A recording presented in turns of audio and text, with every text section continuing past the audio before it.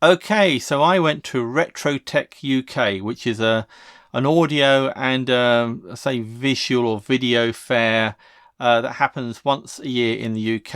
It's all vintage equipment, really. Now, I went yesterday. As far as I'm concerned, by the time you see this video, it'll probably be a week or two in the future. Anyway, while it's fresh in my mind, I thought I'd go through what I had and just give you a little look. So I was going to start actually with this here. This is a Lumiere mechanical toy gramophone. This is actually the first thing I bought. Now, I do have a few of these sort of gramophones. This one is actually marked £25 on the box. I did not pay £25. In fact, if I open it up, it says £5. I did not pay £5 either. This is actually not a complete gramophone. This is just the remains. There's a few bits and pieces. The motor is completely missing, which is a shame. That's what I really wanted. But there's a sound box. There's a few records. And I suppose just like this, not much use to me particularly. In fact, I hadn't noticed before, but there's actually the cardboard base that goes on there as well. So yeah, so somebody's had the motor out, which is a real shame. As it stands, not a great deal of use, but beside it was actually this little machine here. If I can get it open.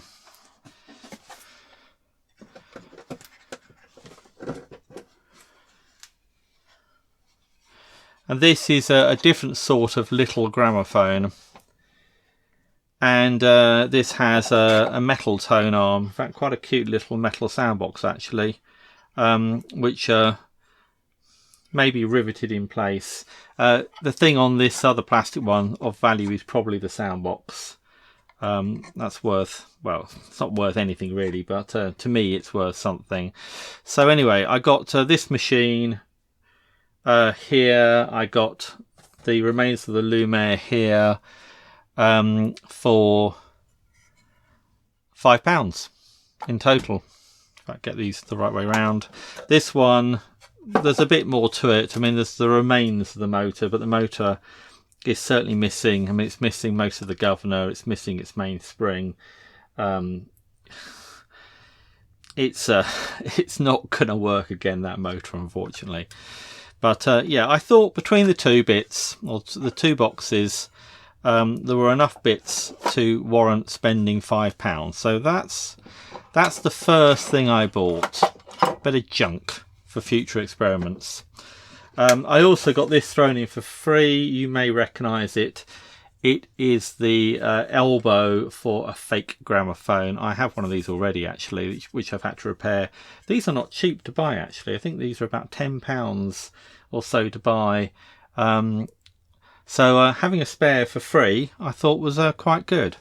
Anyway, just going to move a few bits off the table.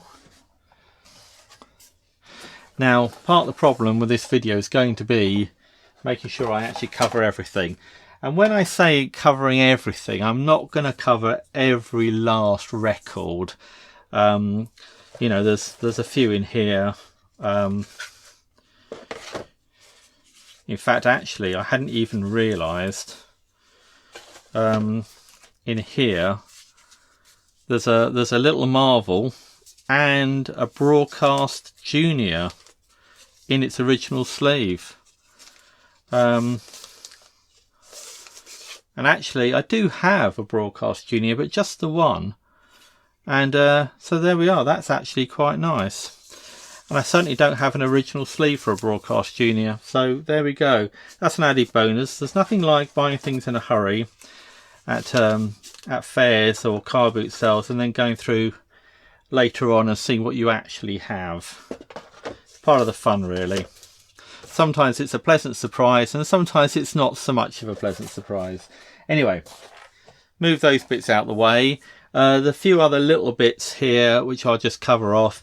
I bought that's an XLR plug. That's for microphones, so that will help me make up a cable for a microphone. Nothing really to do with gramophones. And in the middle here are some pieces of felt which I thought might be quite good for turntables. And they got, I mean, they're offcuts from something, not entirely clear what they're offcuts from. That's something to do maybe with puzzles, not sure, but anyway, they're about the right size for turntable mats, so they were £1 each, so I thought that wasn't bad. I had 3 of those.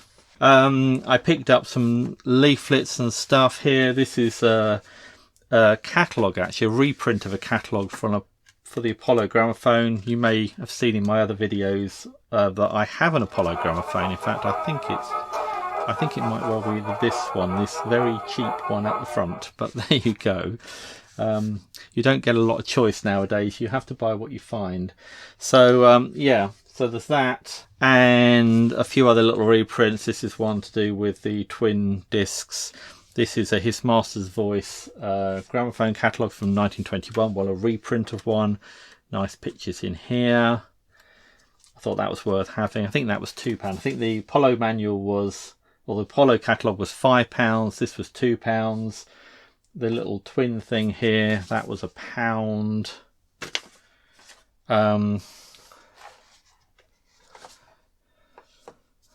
Oh, Zonophone catalogue here, I think that might have been £2. I think this might be an original gramophone catalogue from his, not His Master's Voice, before His Master's Voice, from the gramophone company. I got that for £2 as well. I think that's very good. Even if it's a reprint, it's a very good reprint. So yeah, that's a nice find. Got them quite late on in the day. I got given this little booklet here. This is a nice little booklet on gramophones. So that's nice. It's a nice little read. I got a whole album, well, an album with some records in there, the little 8-inch broadcast style, which I've shown quite a few off in other videos. The whole album was £1.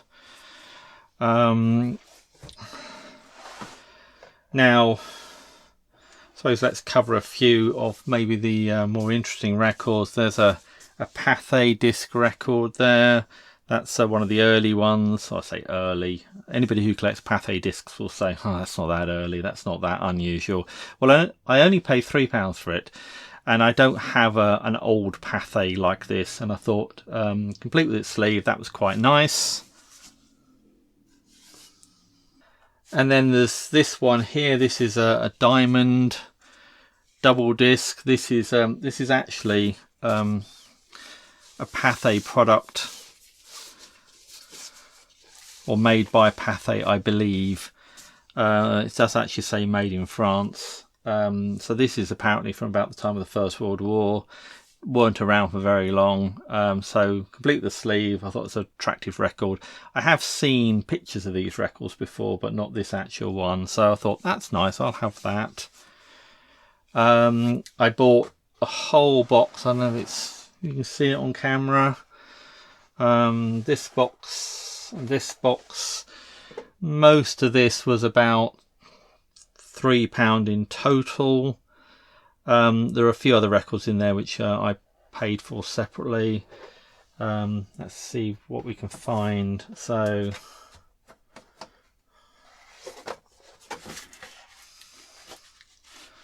this, I say fairly early winner. I've not seen a winner record like this before. I think I paid 10p for this. So for those of you not familiar with English or UK currency, 10p is 1/10 of a pound.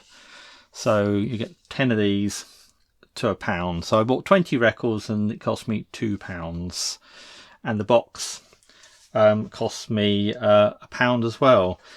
And another of the 10p records is this Neptune. These are quite unusual or even rare. I've certainly never seen one before.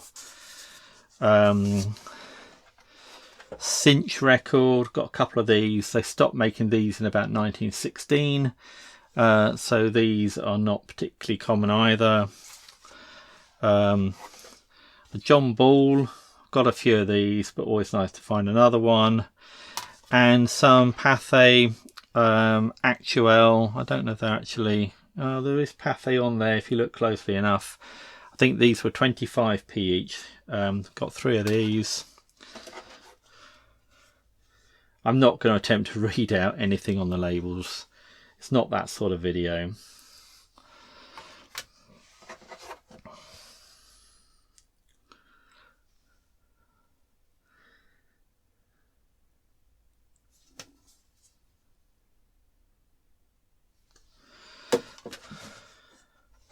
That's the bottom of the box. Now, not going to go through all of these. Yeah, so that was another one I think cost me 25p. I only bought that one really to make up a pound's worth of records from the stall I got the actuals from. So otherwise, the rest of these records and this box cost me £3. I don't know if that's really in shot or not. So I should really move some things around here. So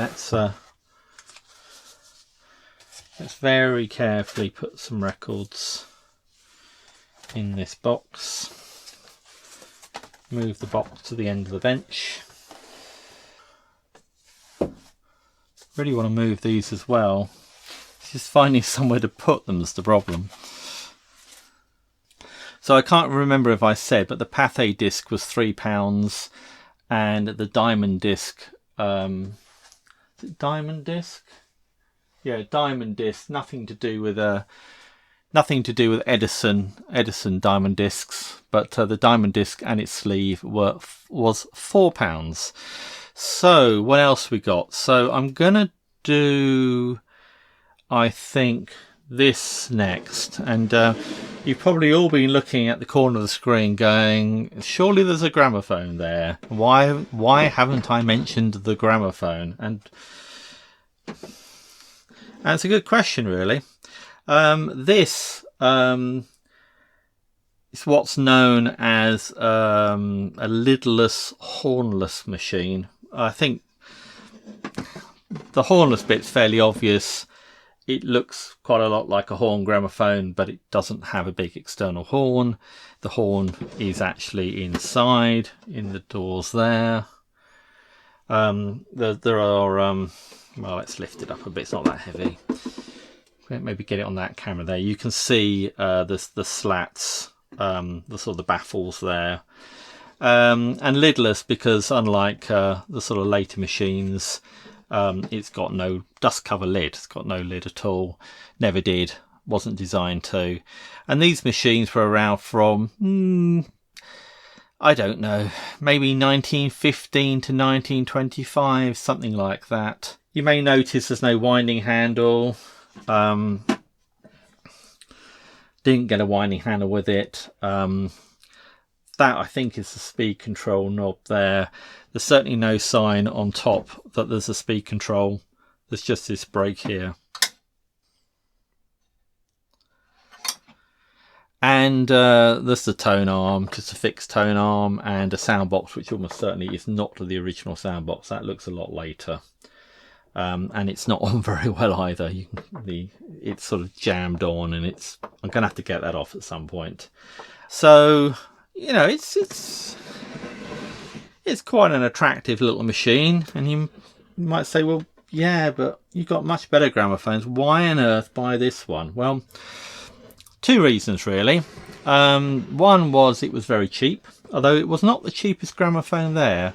I did see a cheaper gramophone which I could have bought, but I didn't buy.